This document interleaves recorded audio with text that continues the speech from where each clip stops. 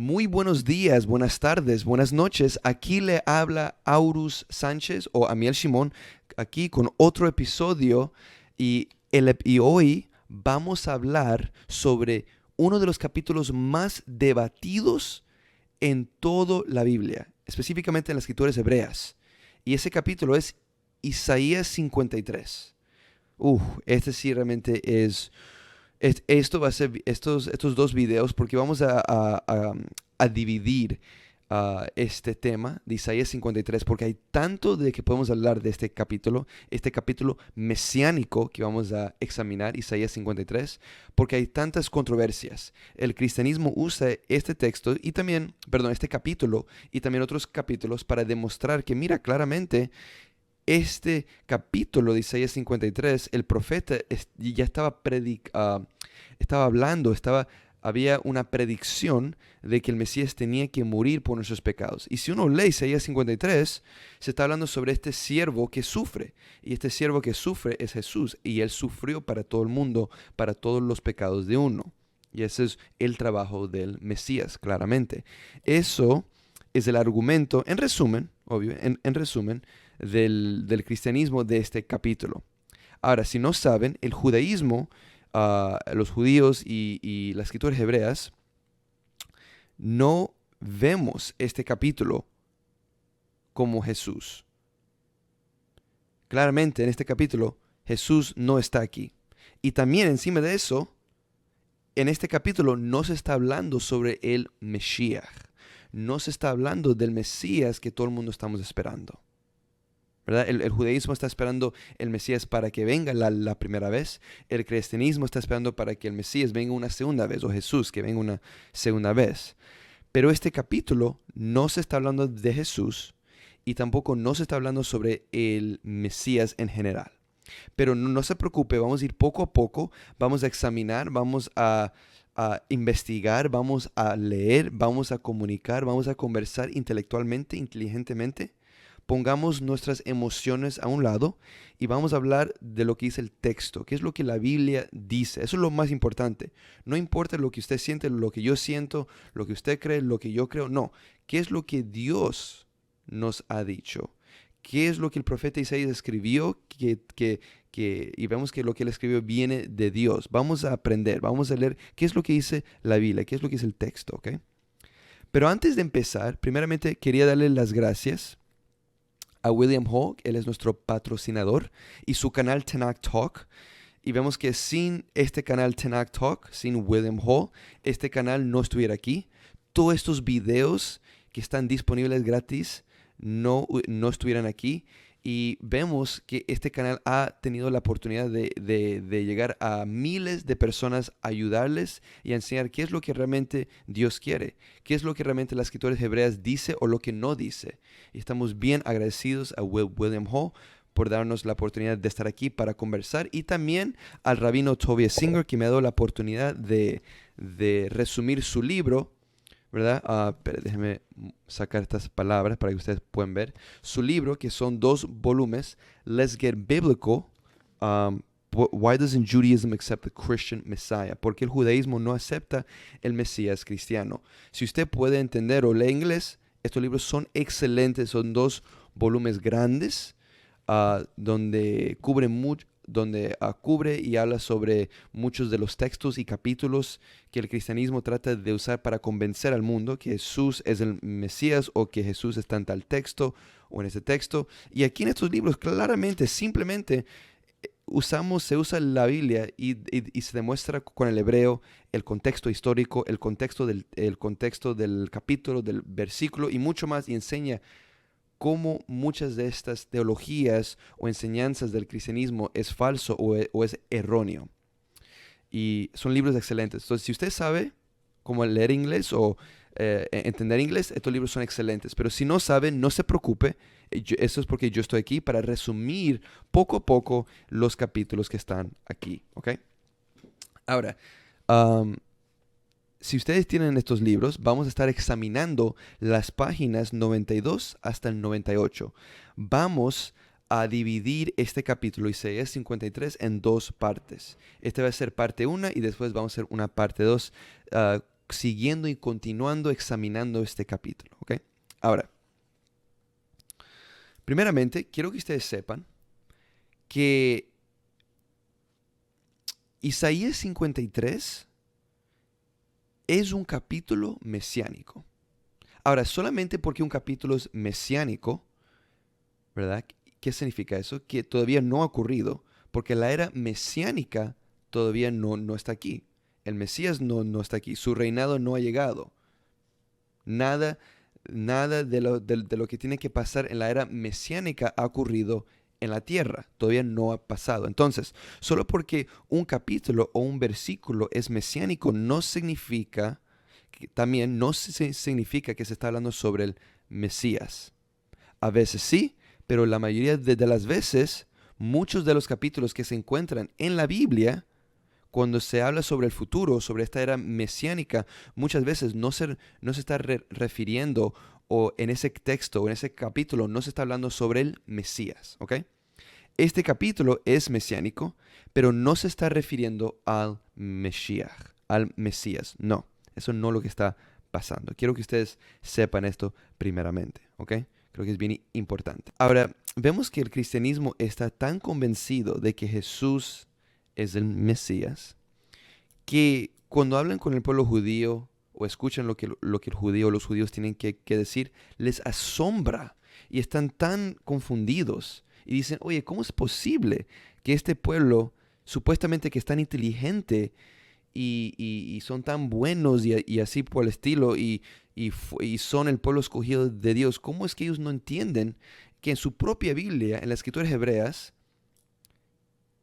cómo es que ellos no ven que Jesús está ahí o que está prediciendo que Jesús iba a llegar, que iba a morir por nuestros pecados y que Él va a regresar una segunda vez? Para el pueblo cristiano es tan obvio que cada aspecto de la vida de Jesús, desde como Él nació hasta cuando Él muere y cuando resucita, ellos dicen, todo esto ya estaba dicho en las escrituras hebreas. Es tan obvio, está ahí mismo. ¿Cómo es que ellos no ven? ¿Cómo es eso posible? Están tan confundidos. Entonces se preguntan, ¿cómo es esto posible? Entonces, la pregunta es, ¿por qué el pueblo judío rechaza la reclamación de que el Mesías tiene que sufrir y morir por los pecados del mundo? ¿Por qué? ¿Por qué? Y vemos que ya en otros videos, si no han visto, ya hemos hecho como otros 5 videos. En esos otros videos hemos hablado un poquito en más detalles sobre esta pregunta, pero en resumen, la respuesta es simple. Es porque las expectaciones mesiánicas judías que están escrito en las escrituras hebreas no dice esto.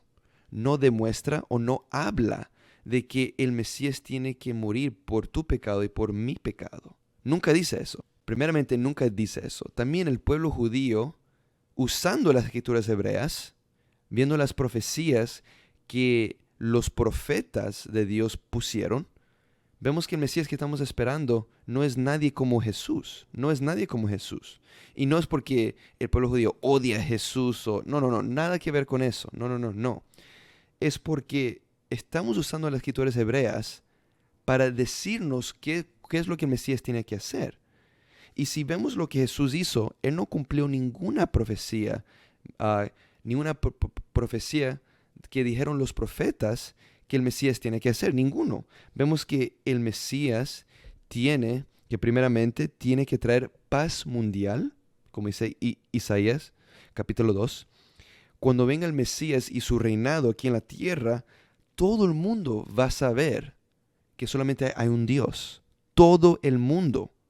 En cualquier parte del mundo, todas las tierras, hasta las personas en las Amazonas, todo el mundo va a saber que solamente hay un Dios. Ya no va a haber otras religiones. El Mesías se va a asegurar que todo el pueblo judío regrese a Israel. Todos los exilios que están en la diáspora, todos los judíos que están en la diáspora en todo el mundo, regresen y vivan en Israel.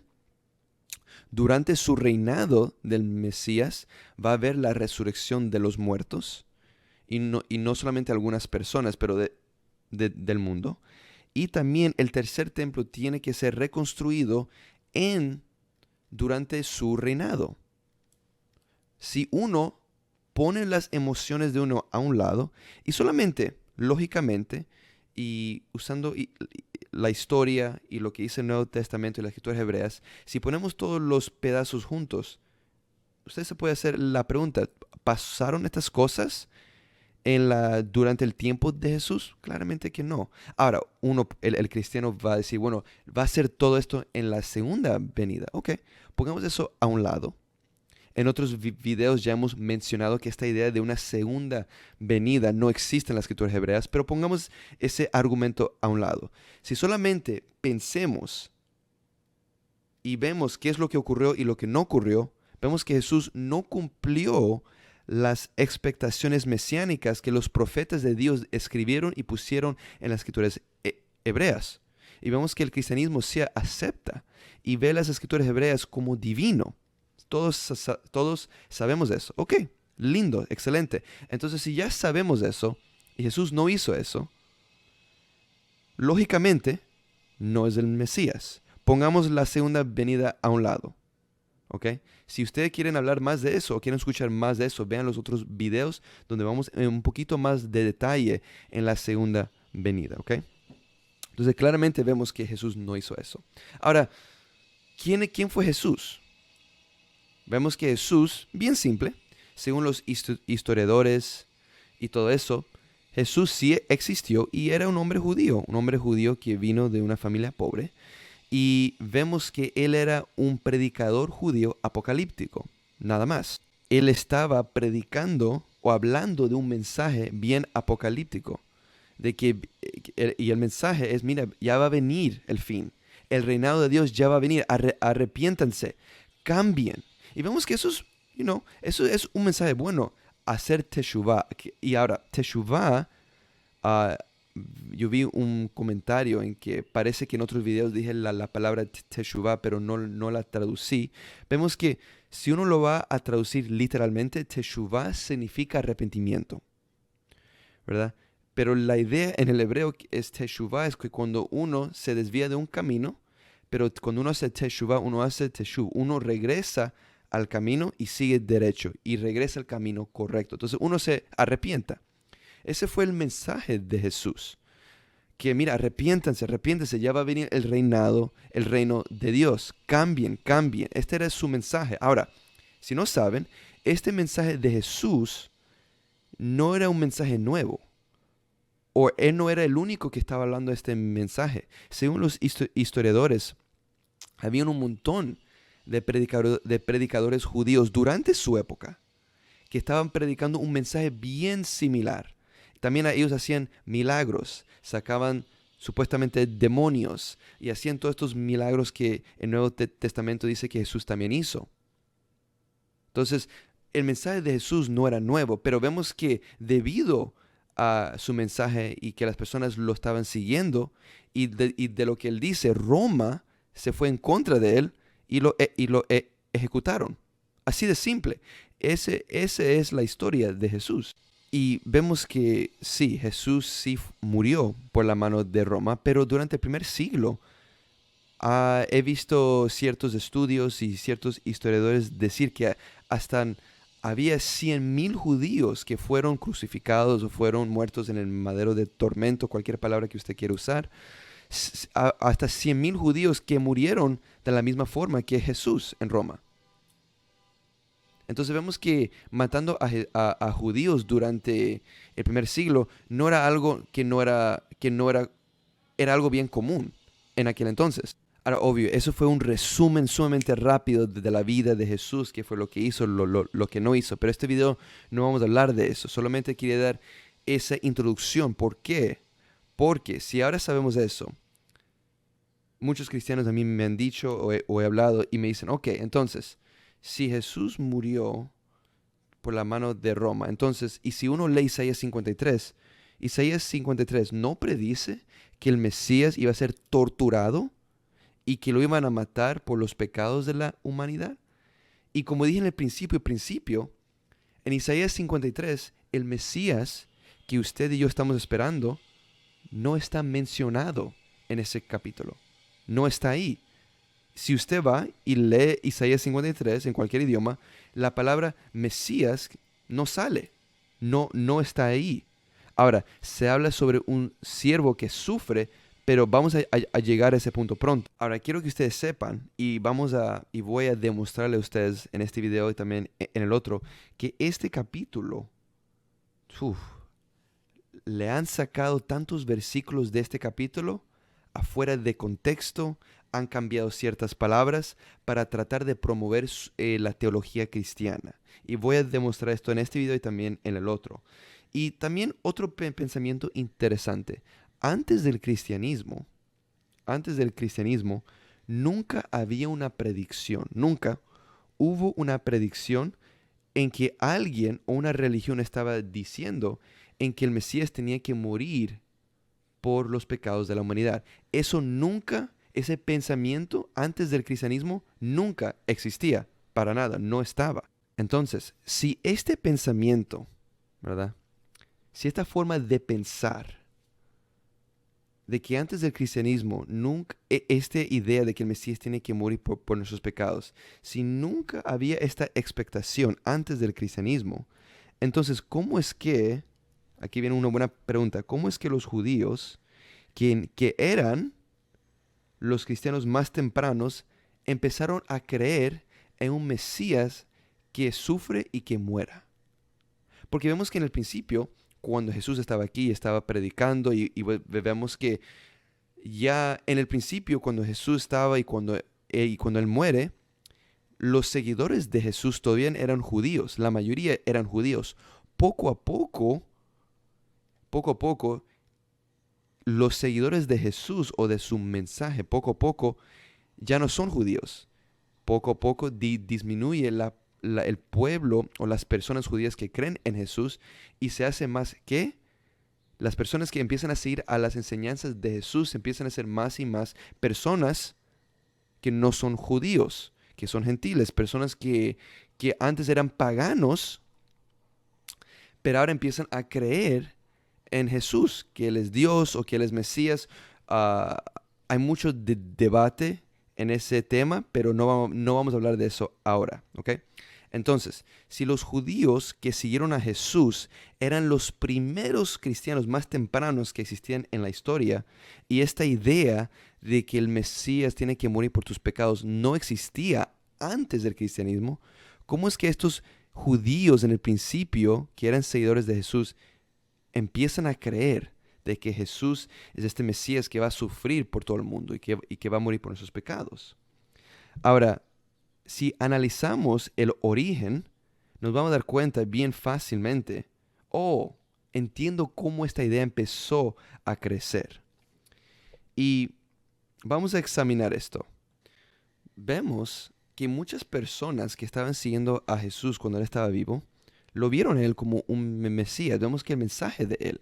Vemos que si uno examina, por ejemplo, Marcos capítulo 9, versículo 1, o Marcos 8, 38, sí, o Marcos capítulo 13, vemos que este mensaje, el mensaje que Jesús estaba proclamando a Roma, de que Roma iba a llegar a un final y que el reinado de Dios ya iba a llegar bien pronto, esto es lo que Jesús supuestamente dijo, por ejemplo, en Marcos, en los capítulos que acabo de mencionar, vemos que esto hubiera explicado por qué Él se metió en un problema con Roma. Y muchas personas que lo estaban diciendo, mira, parece que Él va a ser el Mesías, que Él va a traer a todos los judíos. Él se va a asegurar que el pueblo judío regrese a Israel, de que los enemigos de Dios salgan y que Él va a traer esta era mesiánica aquí a la tierra. Muchos de sus seguidores estaban pensando esto. Y hay lógica en todo esto. Pero ya al final de la vida de Jesús, vemos que cuando Jesús no cumple lo que Él estaba diciendo o lo que el Mesías tiene que hacer y en vez lo matan los romanos, como sabemos en la historia, ya cuando eso pasó, ya cuando Él murió, habían muchos seguidores de Él que pararon de creer en Él y decir, ok, este no era el Mesías. Pensábamos que era, pero no era. Ok, vámonos.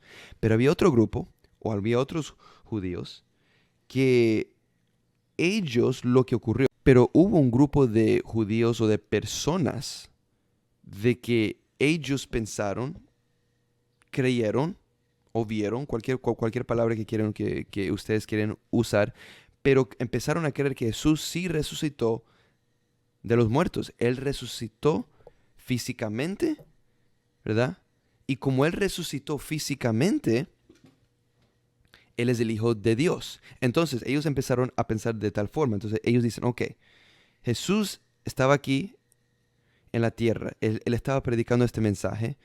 Vemos que Jesús con su mensaje, Él es el Mesías. Entonces, Jesús es el Mesías. Vemos que después Él fue crucificado o lo pusieron en el madero de tormento. Él murió, ok. Entonces, Jesús siempre fue el Mesías, pero lo mataron. Él resucitó porque Él es el Hijo de Dios. Entonces, el Mesías tiene que morir. Tiene que ser torturado y morir como Jesús hizo, porque claramente Jesús es el Mesías, porque mira, Él acaba de resucitar. Y si Él resucitó es porque Dios quiere eso, entonces Él es el Hijo de Dios. Entonces vemos cómo esta idea de que el Mesías tiene que morir, tiene que ser, torturado y morir por nuestros pecados, cómo esta lógica empezó a incrementar, cómo esta idea empezó a crecer. Y sí, porque claramente él ya es el Mesías, pero murió, pero resucitó. Entonces él siempre fue el Mesías. Entonces claramente, si Jesús siempre fue el Mesías, vemos el ejemplo de Jesús. Jesús, si Él es el Mesías tiene que morir. Y Él tiene que morir y tiene que morir para todo el mundo. Pero entonces, si este es el caso, vemos que esto ya trae un problema grande para estas personas que empezaron a seguir creyendo que Jesús sí es el Mesías que todos estamos esperando. El problema es que no hay ninguna profecía en las escrituras hebreas que sugiere que el Mesías tiene que morir, tiene que sufrir y morir por nuestros pecados. Entonces, la manera en que poco a poco esta teología o esta enseñanza o la forma en que uno puede resolver este problema, que las escrituras hebreas no habla de esto o no enseña esto, es que uno o esos seguidores tenían que ir a la Biblia y tratar de buscar cualquier tipo de texto o capítulo para tratar de dar soporte o tratar de respaldar esta enseñanza o esta teología que ellos tenían de que el Mesías tiene que morir y sufrir. Tenían que tratar de buscar un texto que respalda lo que ellos creen. Y vemos que los versículos que ellos usaron para respaldar esta enseñanza es Isaías 53. Pero vamos a ver muy pronto que no se refiere al Mesías en Isaías 53, pero se está hablando sobre el serviente, el Eved, esa es la palabra en hebreo, el Eved de Hashem, el siervo que sufre de Dios. Pero ese siervo que sufre no es el Mesías, no es el Mesías o no es Jesús. Entonces, ¿quién es? Bueno, vamos a llegar así. Entonces, como fueron y trataron de buscar textos que respaldan lo que ellos creen en las escrituras hebreas, porque vemos que en los tiempos de Jesús todavía el Nuevo Testamento no existía, todavía no existía. Entonces, ellos estaban tratando de convencer a muchos judíos de que Isaías 53 habla de Jesús, que Él es ese Mesías que va a sufrir y que va a morir por nosotros. Ok. Todo esto fue una introducción. En resumen, ¿qué es lo que yo acabo de hablar y de decir? Quiero que ustedes sepan que Isaías 53 no es de un Mesías. Se habla sobre el sirviente que sufre, el Eved Hashem. ¿Quién es? Vamos a ver pronto. También explicamos un poquito, quién fue Jesús históricamente, solamente un poquito. Hablamos también cómo es que esta idea empezó a crecer, cómo esta enseñanza o esta lógica empezó históricamente. Y vemos que yo no soy el único que digo esto o otro rabino. No, los historiadores cristianos, historiadores ateos, cualquier tipo de historiador que estudia esto, también va a decir lo mismo. Va a decir lo mismo que acabo de decir, cómo esta enseñanza empezó a crecer. Si en el principio los únicos que eran seguidores de Jesús, o la mayoría, eran judíos. Y ya acabo de explicar cómo poco a poco esa lógica empezó a crecer y qué es lo que tenían que hacer para tratar de buscar evidencia o para tratar de buscar algo, un texto que respalde lo que ellos, esa enseñanza. Porque en las escrituras hebreas, esta idea no existe. Entonces, ¿qué es lo que tienen que hacer? Tienen que buscar un texto o un capítulo, sacarlo afuera del contexto y decir, mira, esto demuestra que lo que yo pienso es cierto. Lo que yo creo, este texto me soporta, me respalda, pero eso no es cierto. Hay que leer el texto, hay que leer el capítulo en su contexto histórico y bíblico. No sacarlo fuera de contexto y insertar tu propio pensamiento. Eso no se hace. Eso es añadir a las escrituras y no se puede hacer eso, como dice Deuteronomio 4:2. Ahora, sigamos. Ahora, antes de aprender quién es este siervo que sufre en Isaías 53, les quiero hacer esta pregunta. ¿Quién está hablando en Isaías 53? Piensen, ¿quién está hablando en este capítulo? Porque eso es sumamente importante. Saber quién está hablando o de cuál punto de vista. ¿Ok? Ahora, ya les di como unos 10, 15 segundos, creo. Espere, 1, 2, 3, 4, 5, 6, 7, 8, 9, 10. Ok, sé que conté un poquito rápido, pero ¿quién está hablando? Ahora, quiero que ustedes sepan, Isaías no está hablando aquí. No está hablando aquí en este capítulo. Y también, si no saben, Dios no está hablando completamente en este capítulo tampoco.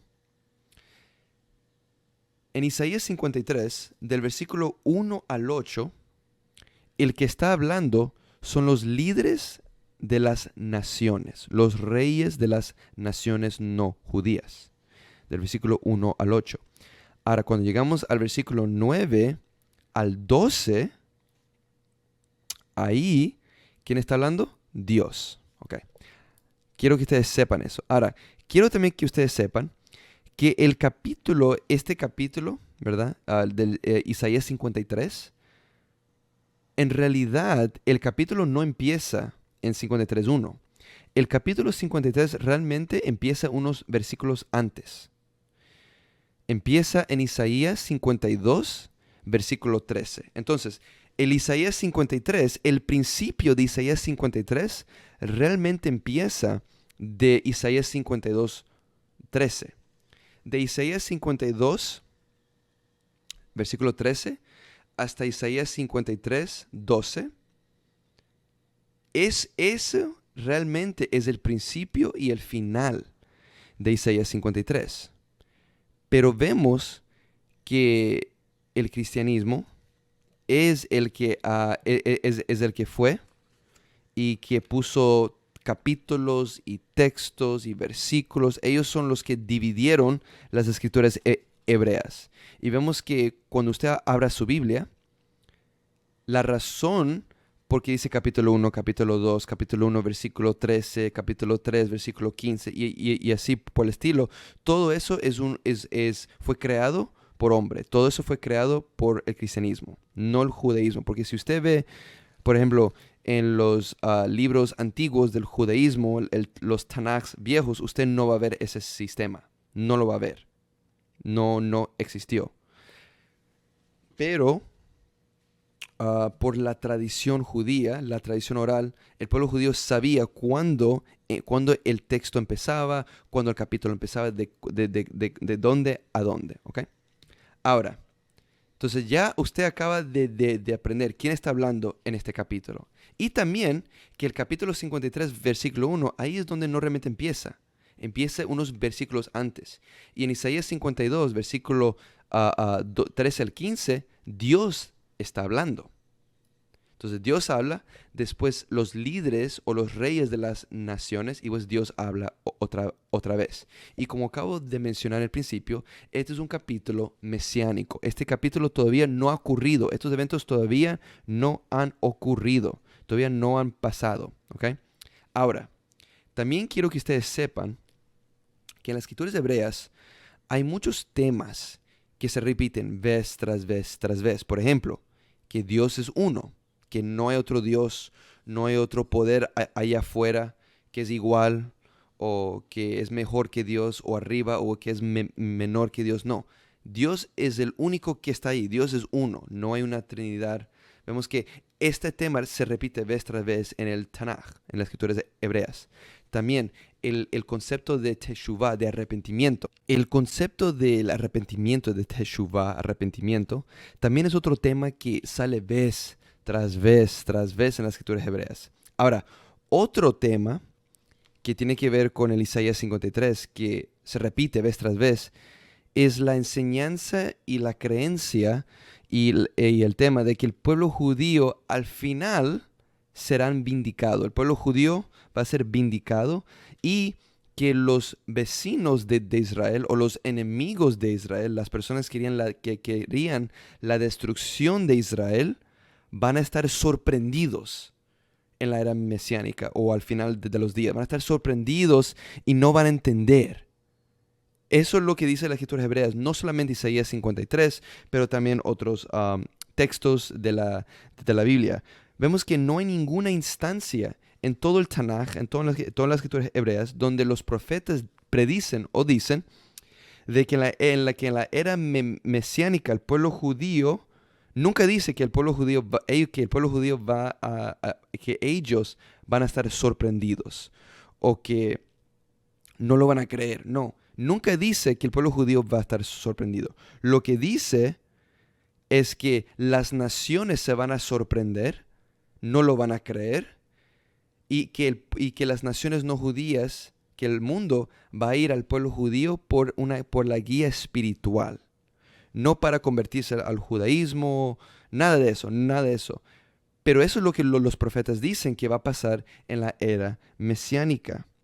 La Biblia dice que al final de los días, por ejemplo, les voy a dar un ejemplo, Zacarías capítulo 8, al final del capítulo 8, versículo 23, que dice que 10 gentiles o personas no judías de diferentes idiomas le van a agarrar la camisa del judío y van a decir, dicen, déjanos, que nosotros queremos ir contigo porque hemos escuchado que Dios está contigo.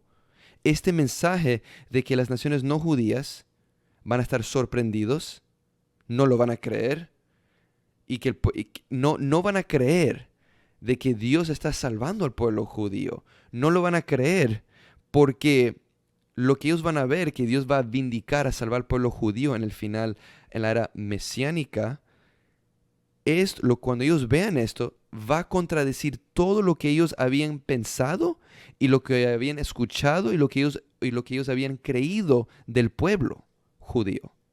Pero cuando venga este tiempo, en la era mesiánica, todas estas naciones no judías se van a dar cuenta, wow, Dios siempre estaba con su pueblo. Mira, lo está aquí salvando.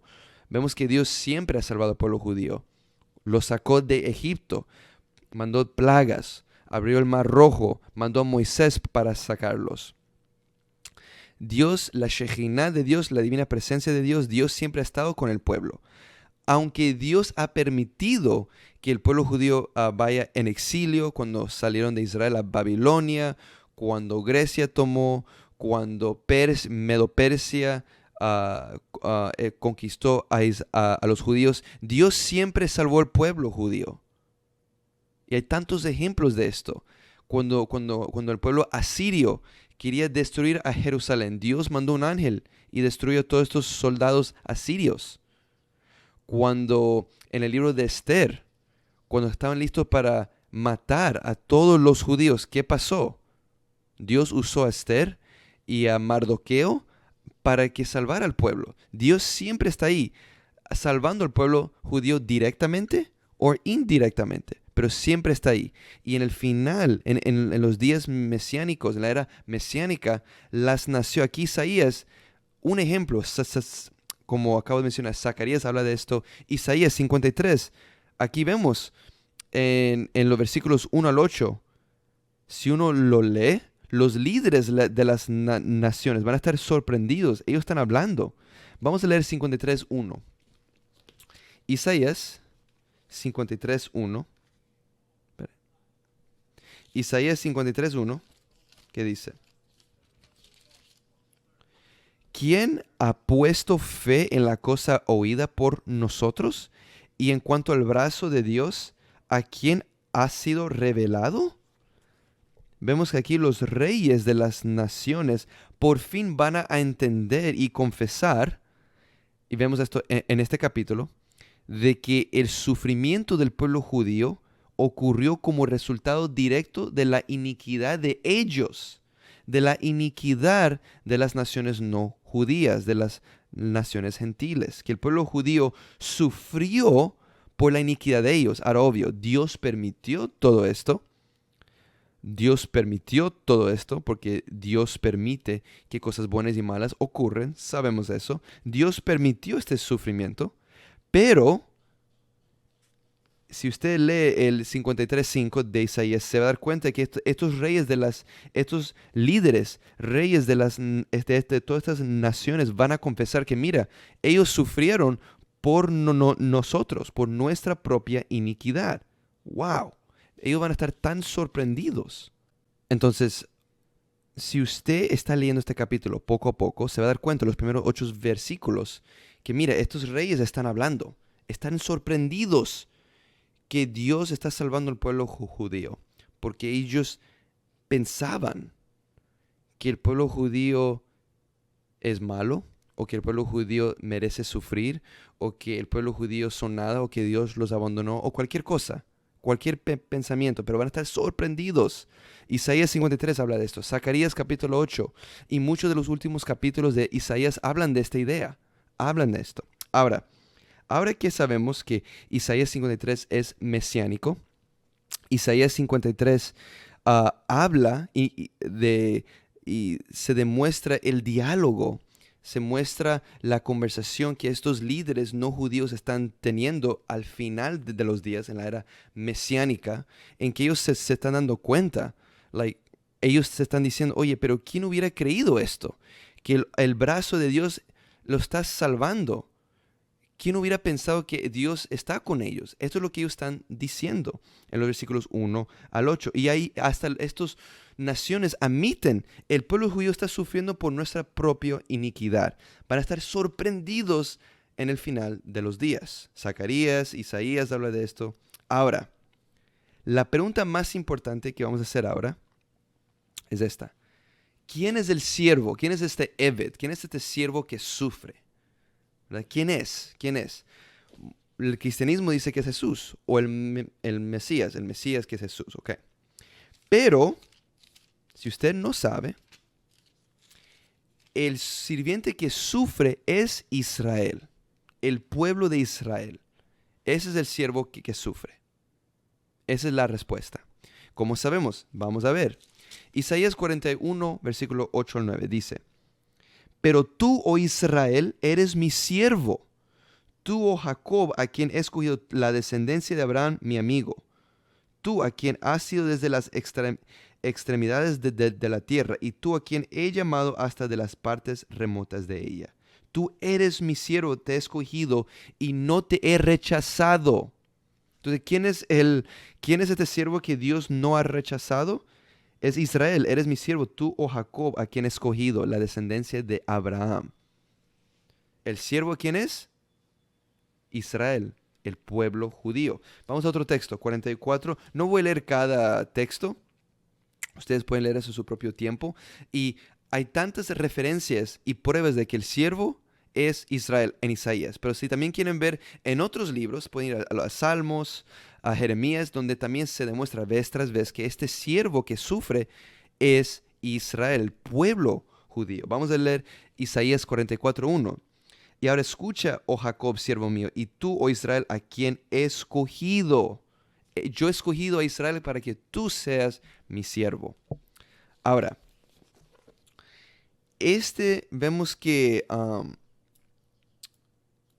hay algo en las escrituras hebreas, perdón, en Isaías, llamado las canciones del siervo.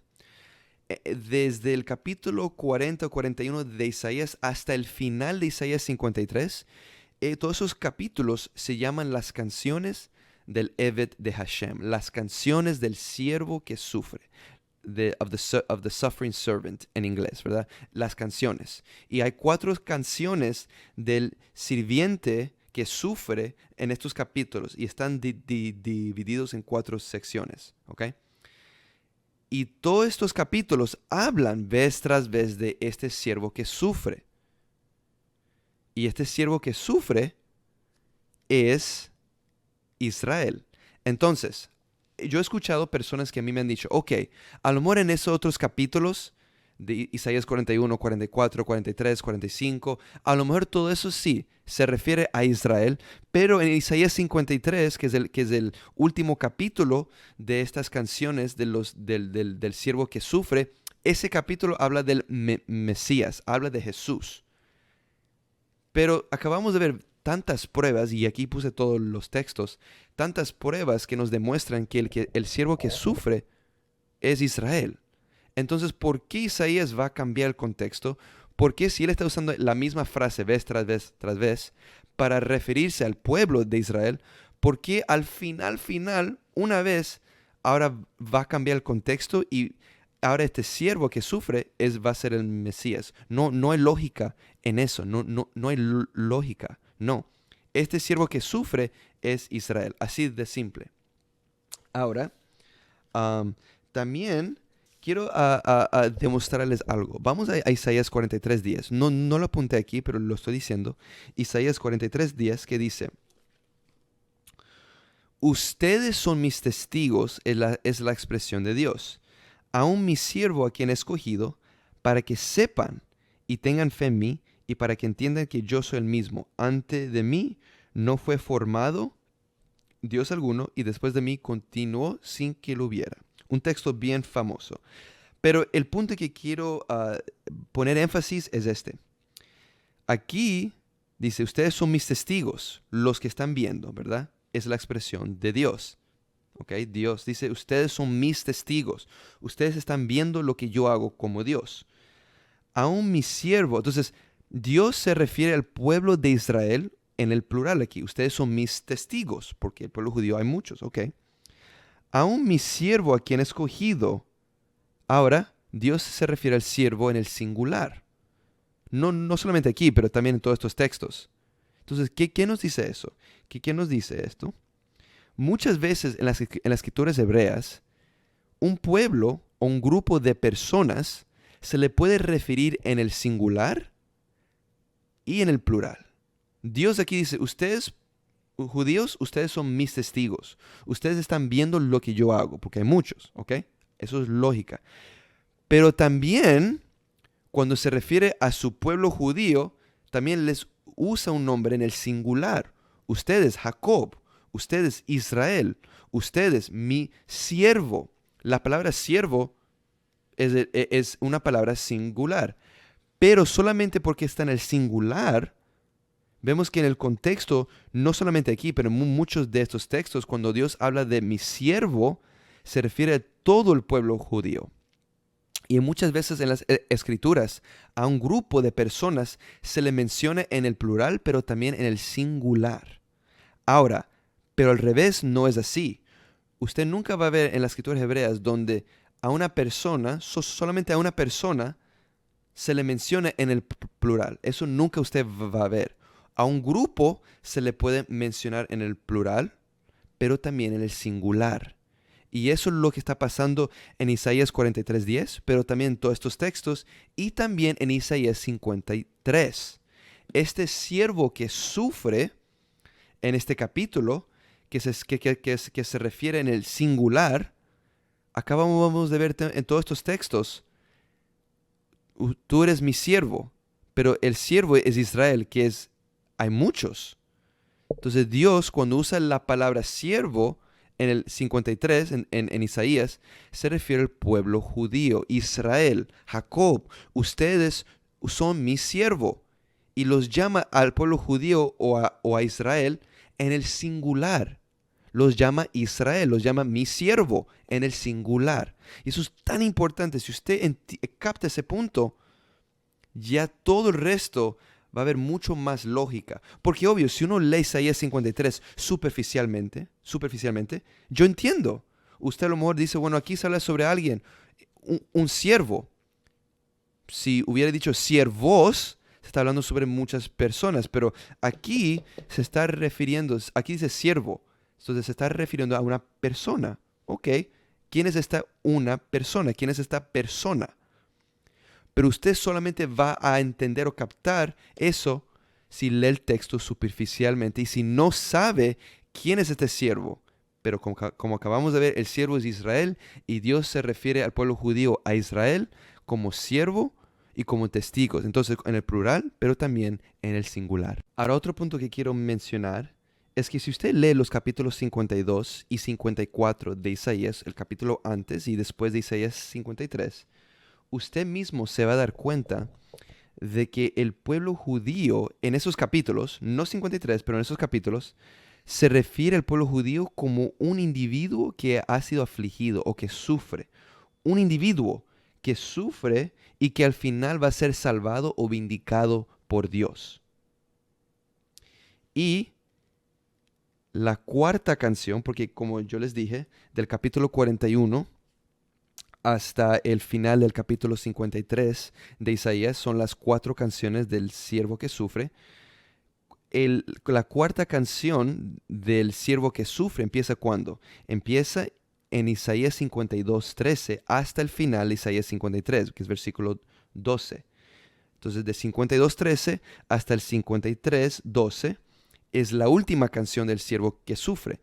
Y vemos que en Isaías 53, este siervo que sufre se le menciona en el singular, pero también en el plural. Y les voy a enseñar a dónde, no ahora, pero más adelante. Les voy a enseñar dónde se ve el singular y dónde se ve el plural. Y si usted examina Isaías 54, el capítulo después, se va a dar cuenta de que el pueblo judío se le refiere, se simboliza al pueblo judío como una mujer que no puede dar a luz, una mujer que sufre. Y usted puede leer esto, Isaías 54 del 1 al 11.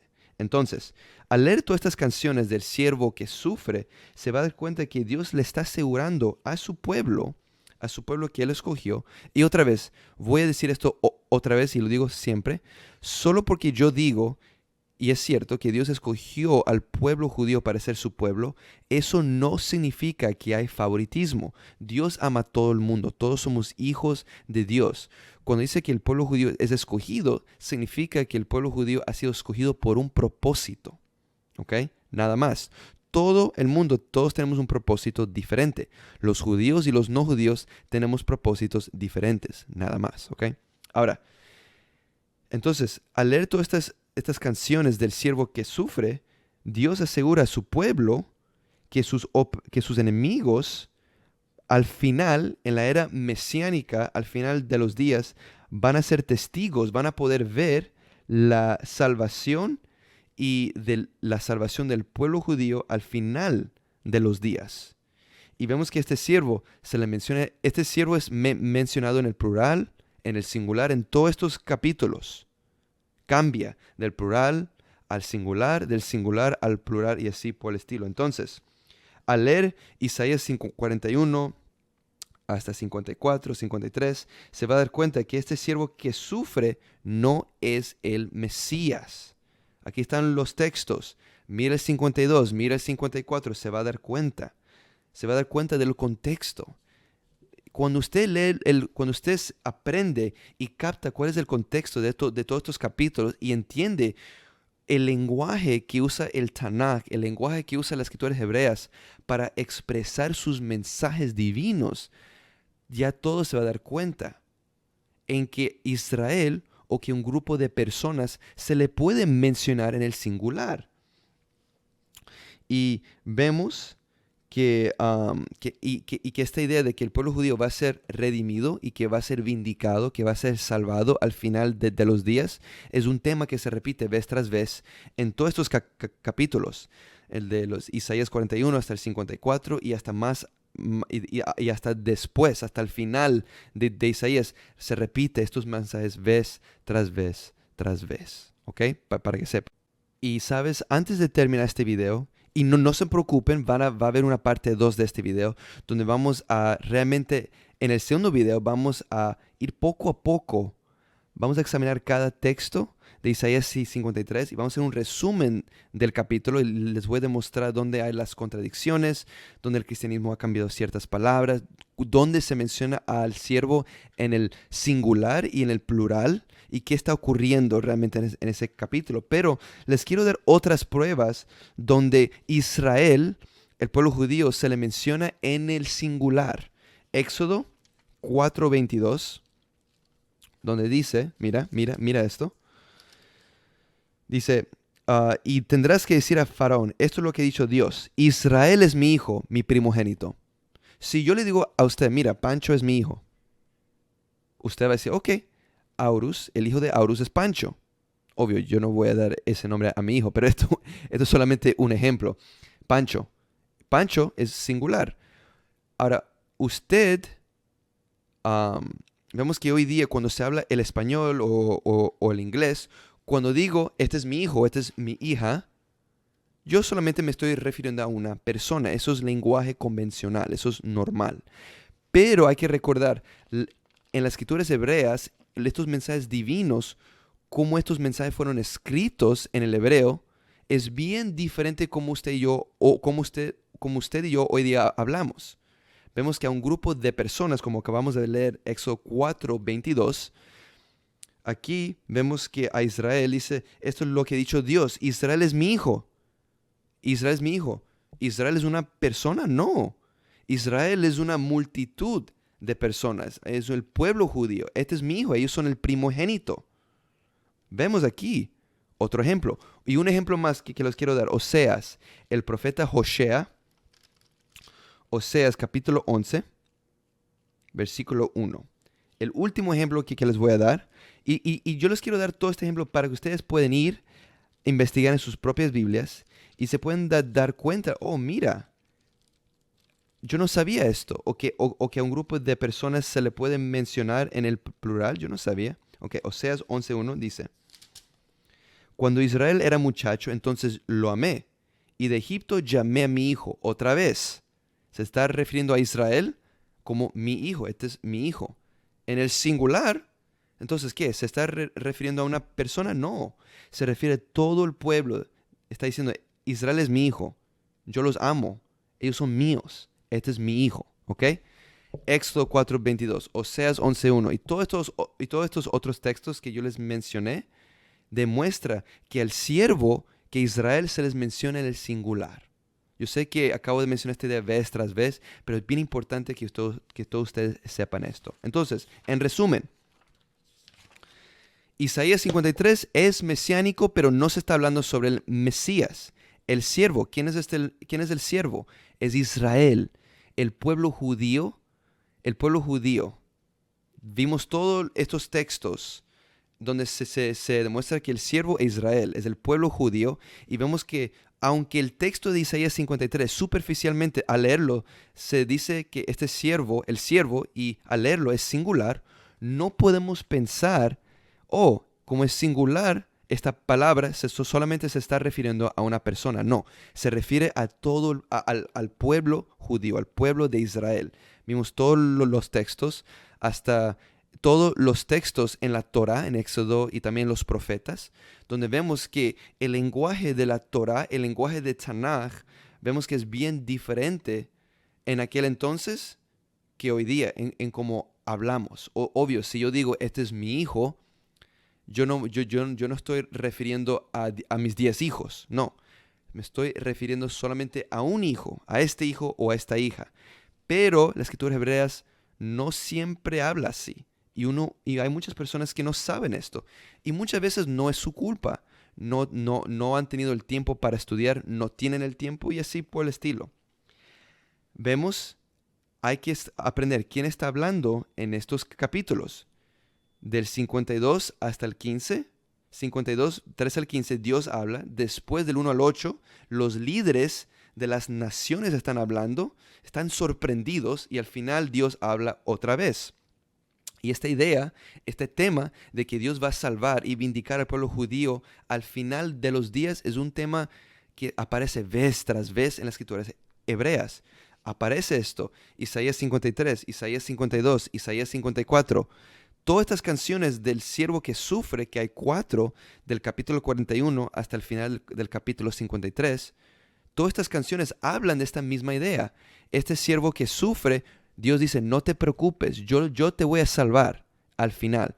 Los voy a vindicar, no se preocupen, yo los amo, ustedes son míos, ustedes han sufrido, yo sé, yo he permitido eso, pero yo les voy a ayudar y las personas y las personas, los líderes, las naciones no judías que te ven, se van a dar cuenta de que yo les voy a ayudar, que yo les voy a salvar. No se preocupen, yo estoy aquí con ustedes. Eso es el resumen.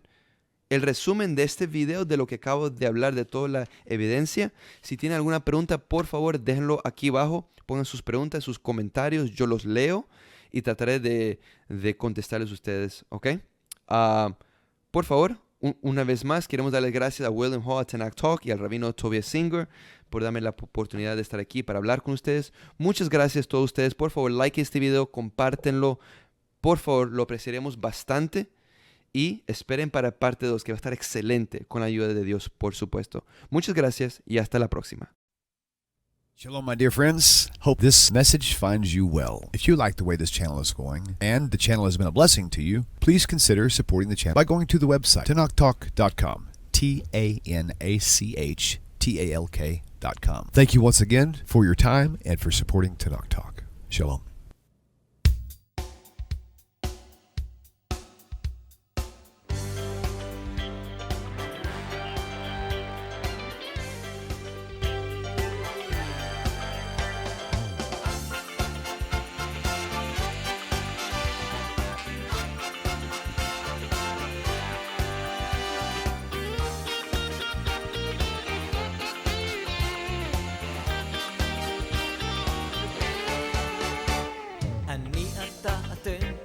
תמיד כולם ביחד, חשוב מכל חשוב והכרחי להיות ביחד.